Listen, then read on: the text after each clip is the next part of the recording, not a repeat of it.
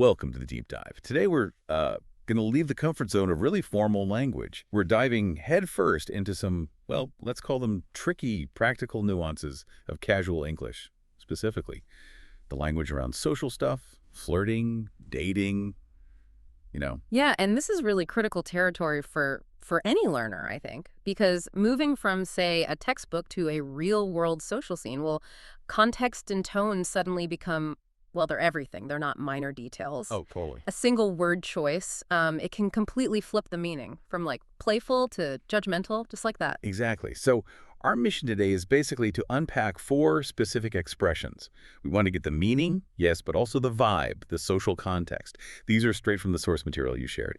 And look, if you want to sound natural, and maybe more importantly, avoid those really awkward misunderstandings about relationships, you kind of need to get these terms right. Think of us as guides, maybe, through these conversational rapids, because understanding the unspoken weight of these phrases is just essential, really. Yeah. Okay, let's unpack this. Starting with a phrase that often trips learners up, big time, because it has this huge linguistic split.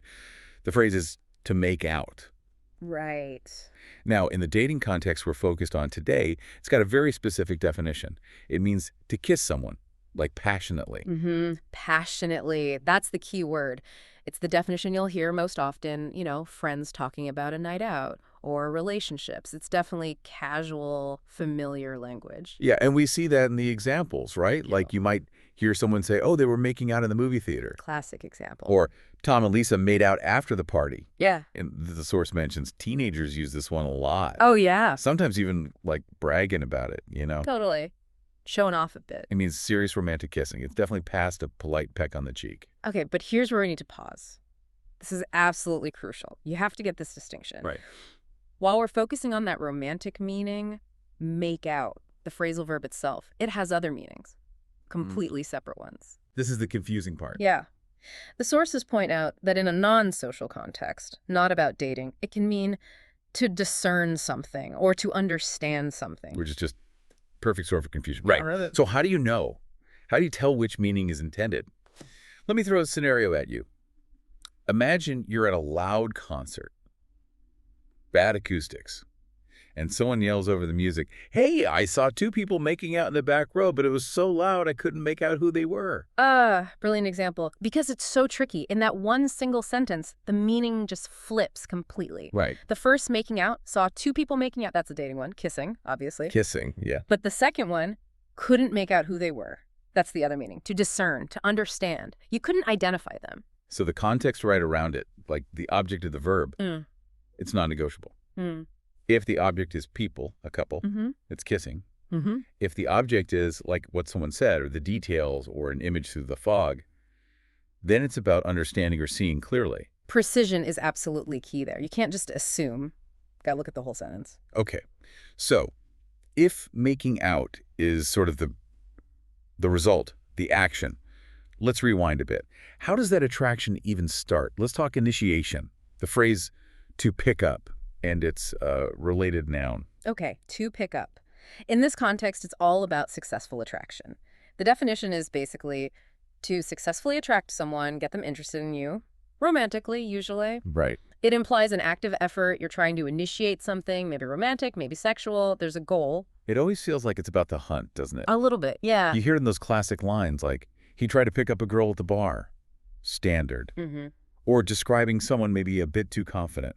My friend thinks he can pick up anyone he wants tonight. Yeah, that definitely captures the vibe. It's the attempt, the general idea of trying to initiate romance. And that leads us straight to, well, the tool used for the attempt. The pickup line. Yeah. The infamous pickup line. So does the source material frame these as, like, serious attempts at courtship or something else? Something else entirely, mostly. The source is pretty clear. They're usually funny or silly sentences, that's the quote, used specifically to start flirting, not to seal the deal. Okay, funny or silly. They're almost never meant to be taken as some deep philosophical insight. But, I mean, do they actually work? We see them constantly in movies and TV. Is there anything in the sources suggesting a cheesy line is better than just, hi, how are you? That's a really good question. Effectiveness versus purpose. Effectiveness. Highly debatable, obviously. It depends on the person, the delivery. The line itself. Exactly. But the purpose isn't always success, right? Often it's just about showing confidence or humor or just making a memorable entrance, even if it's awkward. Ah, okay. So they're like icebreakers. Pretty much. Designed to get a reaction, any reaction really, just to start a conversation. That reframes it perfectly. It's not a marriage proposal. It's more like a conversational grenade. Uh-huh. Yeah, something like that. We have to share the classic example given. It just captures that intended silliness so well. Oh, the love at first sight one. That's the one. Do you believe in love at first sight, or should I walk by again? You immediately know the level of seriousness, right? It sets a very specific, very lighthearted tone from the get-go. Absolutely. Okay, let's pivot now. Away from lighthearted pickup lines to a phrase that needs much more careful handling. The tone shifts dramatically. Yeah. From fun flirting to potentially something quite severe to sleep around. Yes. This one is definitely a mature expression, and it carries significant weight. The basic definition is simple enough. To have sexual relationships with many different people usually implies no commitment, no real emotional connection. Okay, but the definition alone doesn't tell the whole story. What's the critical context? The so what for the learner? Why be so cautious with this one? Because, and this is vital, the source material is explicit about this, this expression is not polite. It's not a neutral description of behavior at all. Sure. It almost always conveys judgment or strong disapproval. When someone uses sleep around, they're basically criticizing someone's promiscuity or their lack of commitment, passing a negative moral judgment. Right, so if I hear someone say, oh, people said he slept around when he was younger, I shouldn't just think, okay, he had many partners. I need to register that the speaker is probably looking down on that behavior. Exactly that. It's linguistically loaded. It's inherently judgmental. You might also hear it, when someone's talking about what they want in a partner, like she doesn't want to date someone who sleeps around because she's looking for commitment. The negative vibe is baked right in. It really is, which is why you should probably avoid using it yourself in formal situations or even just polite company. Even if you're just trying to describe the behavior factually, the phrase itself carries that judgment. That distinction is incredibly important. You need to understand it when you hear it, but using it yourself. Big risk of sounding judgmental or rude, which is usually not the aim in casual chat. Exactly. Knowing the power, maybe even the sort of political nature of a word, that's often more valuable than just knowing the dictionary definition. So true. Okay, let's wrap up our vocabulary list with one more. This one brings in some interesting regional differences, but keeps a much lighter tone. To chat someone up. Much lighter, yes. To chat someone up. Oh. This just means talking to someone in a friendly, maybe flirty way. The specific intention is usually to show romantic interest. It's basically conversational flirting. And what's really interesting here is the geography, right? The sources highlight this as absolutely standard, very common in British English. Oh, completely. It's just part of everyday social language in the UK. You hear examples like, he spent an hour trying to chat her up at the cafe. Right. Or she chatted him up, bold as brass, and got his phone number. It sounds perfectly natural there. And for listeners maybe focusing more on American English, the source gives a direct equivalent, which is super helpful for, like, transatlantic fluency. Yeah. In the U.S., we'd usually say to hit on someone. Same idea. Conveys the exact same thing. Talking to someone flirtatiously to show you're interested. Is there maybe a subtle tonal difference, though, even if the meaning's the same? I think maybe, yeah. Based on just general usage, chatting someone up sounds a little softer. Maybe more conversational, could imply a longer interaction. Kind of fits the stereotype of British politeness, maybe? Could be. Whereas hitting on someone, particularly in American English, it can sometimes sound a bit more direct, maybe even slightly more aggressive, depending on the context, of course. Subtle, but yeah, a linguistic flavor difference. Definitely. And noticing those little regional flavors, that's what helps you sound not just fluent, but really natural. Whether you're in London or Los Angeles. Makes a difference. Okay, great. So we've covered the four main concepts. We had the ambiguous action makeout, the initiating approach, pickup and the pickup line. Yep. The judgmental consequence, sleep around. Definitely judgmental. And the regional conversational approach. Yeah. Chat up versus hit on. Now let's try and put it all together. See how it works in flow. Yeah, the best way to really make this stick is through a narrative, I think. Instead of just definitions, let's see them in action. Like in a story you might actually tell a friend. Okay. Lay it on us. Give us the story. Hey, imagine this. Last Friday night, right? Ben was at a party, and he was definitely looking to chat someone up. He spots this girl, decides to try a completely ridiculous pickup line. Something about needing a fishing license because she's such a catch, you know? Oh, God, cheesy. Super cheesy. But surprisingly, she left. It actually worked. No way. Yeah. So later that evening, they're seen like really focused on each other over by the fountain. Pretty clear they were making out. Okay, Ben. But now, of course, Ben's friends are giving him a hard time. They're always teasing him, joking that he constantly sleeps around. He insists, though, no, I'm just practicing my flirting skills. That little story is perfect.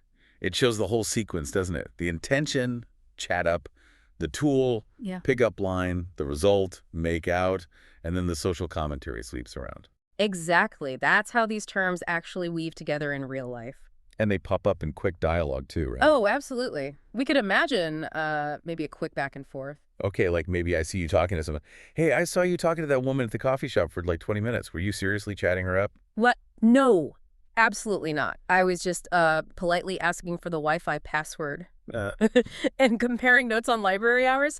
Seriously. Uh-huh. Right. But she walked away laughing, and then suddenly you had her phone number.